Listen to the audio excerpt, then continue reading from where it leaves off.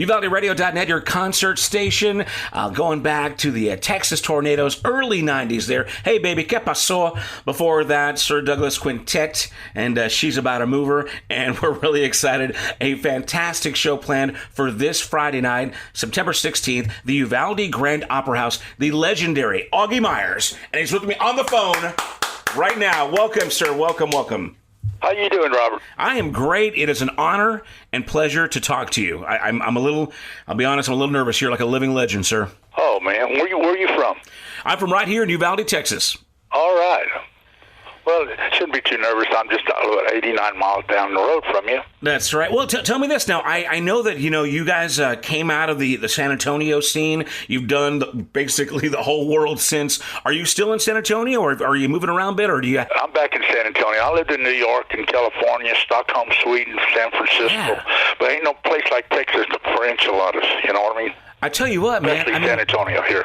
I hear that more and more often. I mean, you guys that have had the pleasure of seeing the entire world, you always end up back home, and that's definitely a testament to what we've got down here in the Lone Star State. But man, I'm ready for Friday night, man.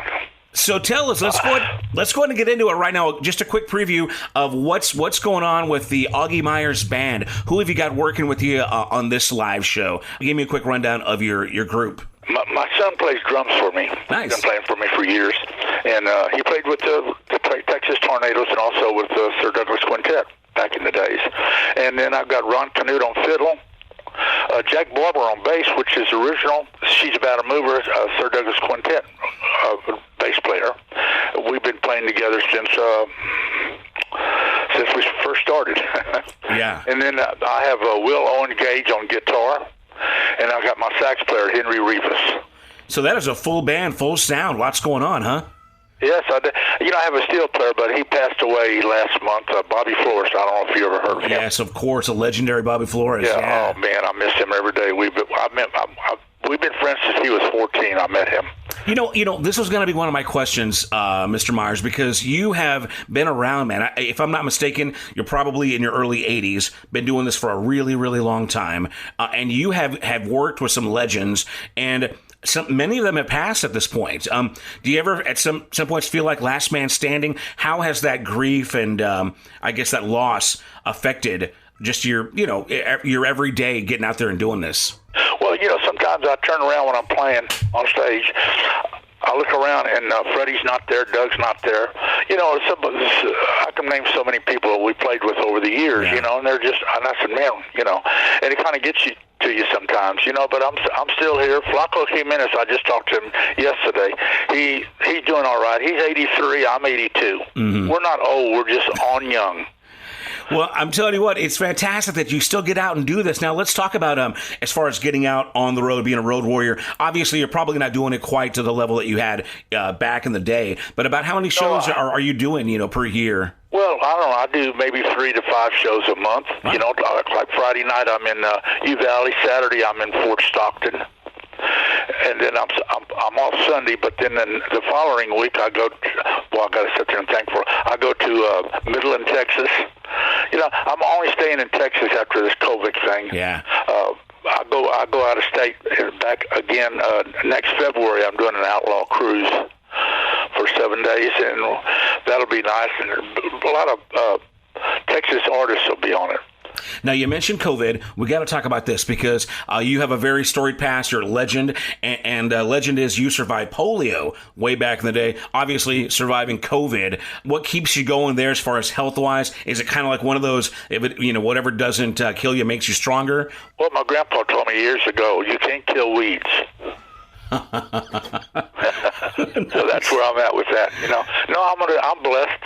I didn't walk till I was 11 years old because I had polio, and then after that, I don't know. I had a kidney transplant 12 years ago, but I live a healthy life. I don't drink, I don't smoke, I don't do drugs. I don't even take an aspirin. Wow. And I just feel I feel blessed, and I'm going to do what I can till I can't do it no more, you know. Now, at your age, I'm sure you have some sort of support system in place. Do you have like friends and family? Do you have a good family core that helps take care of you, or keep you on the right path, or is it like hired guns like management and whatnot? Who's the one nagging in your ear, making sure that you take care of yourself? My wife, Sarah. She's my rock, you know. The day I can't lift the rock no more, that's when I don't know. I probably just lay down and see what's going to happen. But no, I'm going to go as long as I can and as far as I can, you know. And every day is a new day, so that's what I look forward to, you know. Well, you keep on going and going like the Energizer Bunny. I mean, obviously, like I said, you know, you got about 6 decades of work as far as catalog, and you keep working with people. You've worked with legends like Bob Dylan, you know, of course, like we mentioned, Texas Tornadoes, so, some fantastic guys. Is there anything that you still want to achieve, want to do, or are you pretty much just kind of doing, you know what I mean? Doing it because that's what you do? I got a bucket list. The bucket ain't got a hole in it yet, so I got the list here yet. You know, I've been writing a book for 3 years of my life, and then I've got I guess a book is called Thoughts to Think About. I'm writing. There's stuff like, you know, how come everything breaks when I'm broke? You know? And stuff like that, and then I've got a funny book I'm writing. So I just every day I'm writing something down, you know. You know, what about a story of your life? Do you, at this point in time, do you find it even hard to remember everything? I mean, I imagine, like if somebody asked me, I'm in my early 50s. They asked me about, you know, my glory days of my 20s and 30s. I have a hard time going back. I can't even imagine with the life you've lived and all the amazing things that you've done. It'd be hard to kind of. Is it all a blur sometimes? Well, I mean, 2 years ago, right before COVID, I guess maybe 3 years, I was in Stockholm, Sweden again, and on tour. And this guy come up to me and he says, "Can you do this song tonight?" And he said, "It's one of my favorite songs." And I'm saying, "What's the name of it?" And he told me. I said, "I've never heard that song." And he said, "Well, you wrote it." And I said, "I did." He said, "Yes, Gene Vincent. Remember Bebop-A-Lula?" Right. Yeah, well, he recorded it. We were friends back in the days when he was here and when I was living in California back in the 60s, and he recorded this song, and I'm thinking, wow, I forgot totally about that. So when I got home, I went through my catalog. I didn't have it, and a friend of mine in New York has a big old record store, has a lot of old records, and I called him, and he said, "Oh, yeah, I've got that record." So he sent it to me, and then I listened to the song. I said, "Where in the hell did I ever write that song? I don't like it." You know? But Gene Vincent recorded it. So, I mean, then I wrote a paragraph, maybe a half a page of stuff. You know, that's where, and somebody would come up to me and ask me, "Do you remember this person?" I'm saying, kind of, not really. And he told me all about him. And I get home, and he was my neighbor next door when I was a kid. So, you know, I wrote a paragraph about that. So people tell me things, and I write it down. Right, while it's hot, right? Well, you got it fresh in the mind. That's fantastic. And that's just such a great testament to your body of work, you know, when people are having to remind you what you've already done and how amazing it must be to have something that impacts them. It's their favorite song. It's something that keeps them going, but it's almost an afterthought to you. That is a sign of greatness. Well, you know, it's like forget and forgot. I check both of those words out. If you forget, you'll remember.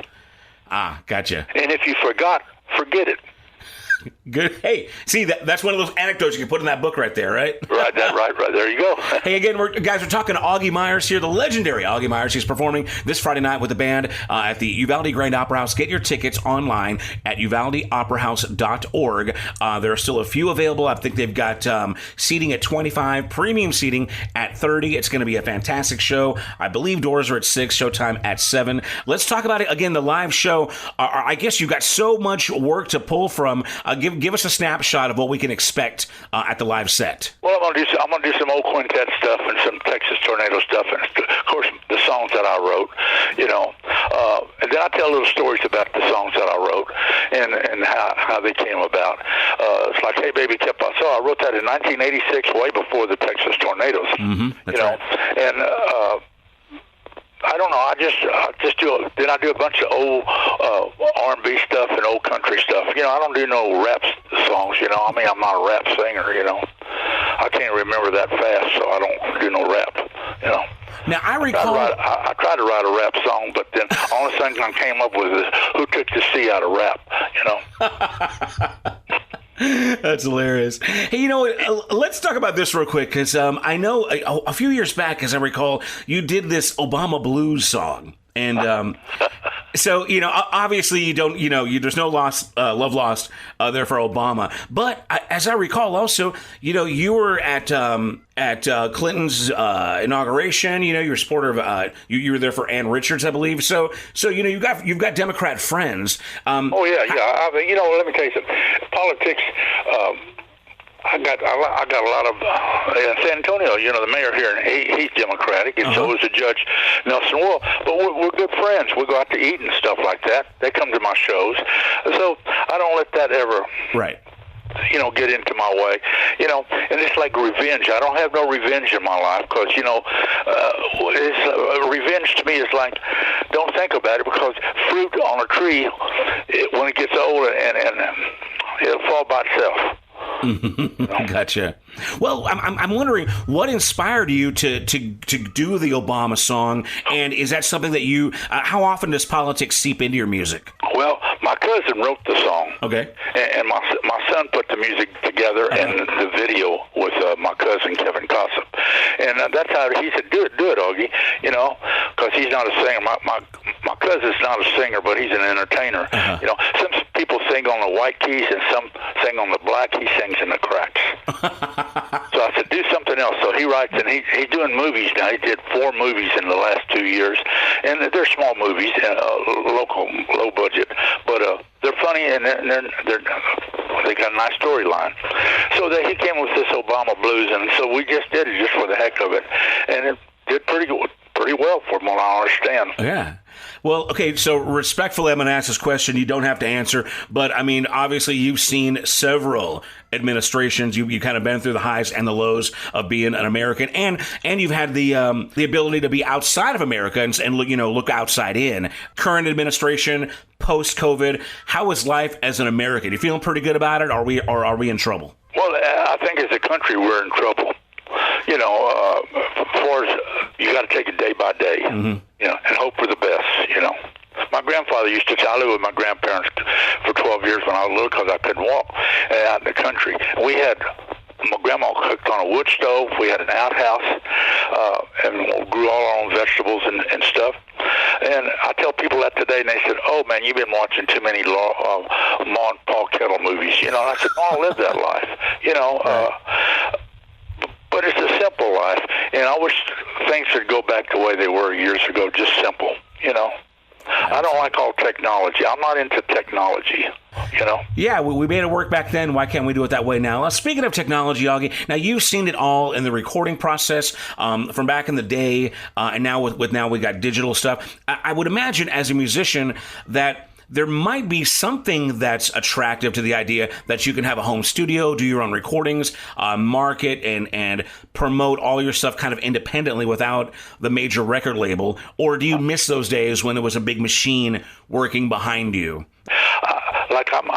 I don't do major labels today. I do. My son has a studio and his house in Bulverde, and I use stuff there. And Bobby Flores had his studio, and he's gone now. So there's another studio I use called Blue Cat, but I don't know how to explain it. You know, I don't have a cell phone. I don't have a computer. That's all Antichrist in my life. Wow. You know, I just have a landline. You know. Speaking of a simple life, your newest album is called Simply Augie, right? So this is your newest record. Let's go and talk about it. We're going to play a track. You've been spending some great time with me, so I know you're a busy guy, but we'll play a track off the newest record.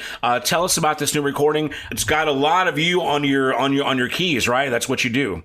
Yeah, it's piano is mostly what I do now, and I still play accordion and guitar, but piano, I love piano. I've always loved piano.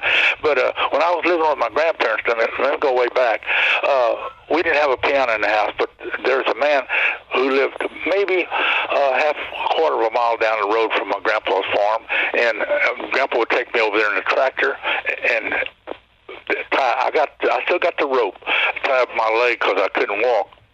To the piano leg and to my left leg, and I couldn't go no more than 5 feet from the piano. So that's where I learned to play piano, and I love piano.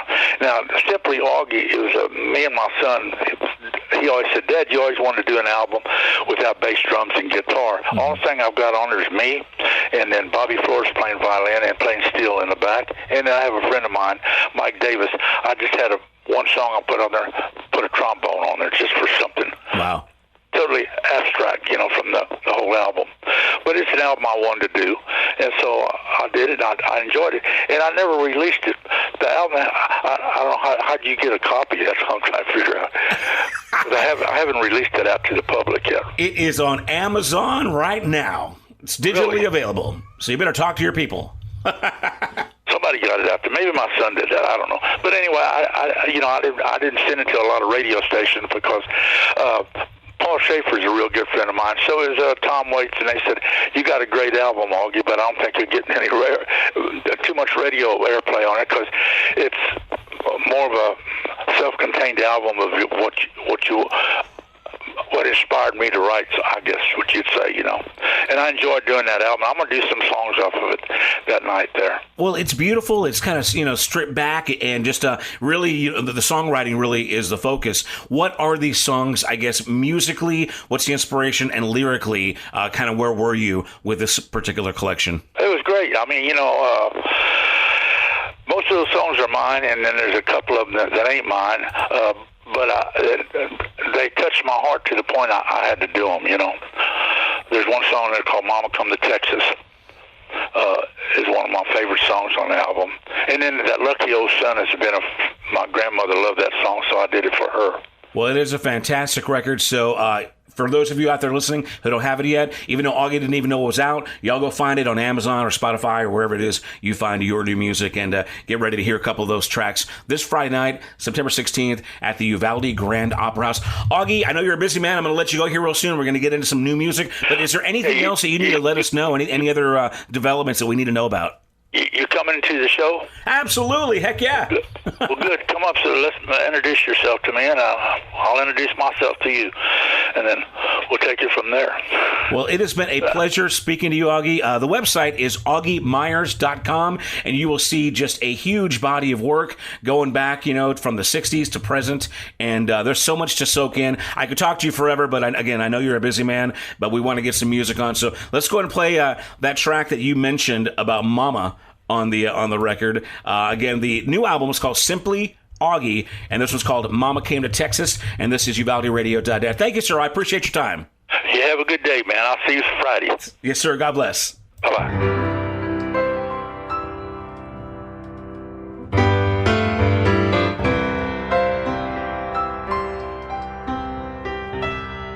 Mama come down to Texas to visit me last night. She looked like she did when I was a kid. Eyes were big and bright. She was in no pain. She looked peaceful as can be. Mama come to Texas to visit me. She says she does as she pleases now. She visits her friends in their dreams. She spoke of where she lives by a peaceful stream. She says she saw a lion lay down with a lamb. She says, I miss you, Augie, but I'm happy where I am.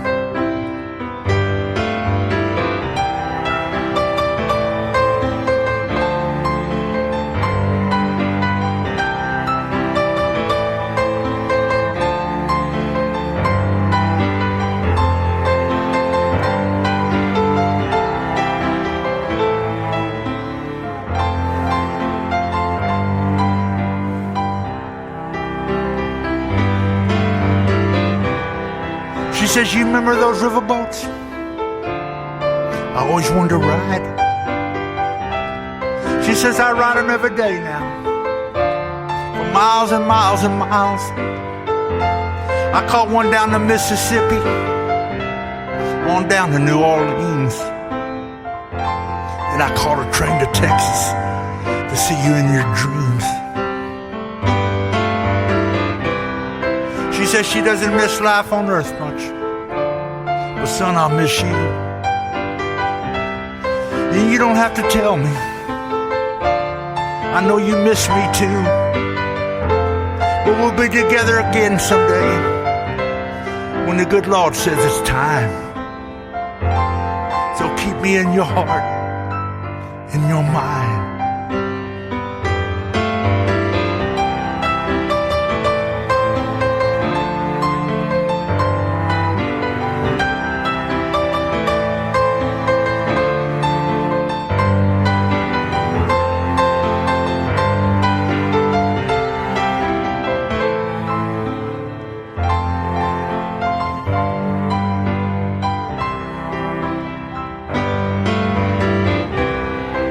Mama come down to Texas to visit me last night. She looked like she did when I was a kid. Eyes are big and bright. She was in no pain. She was peaceful as can be. Mama come to Texas to visit me.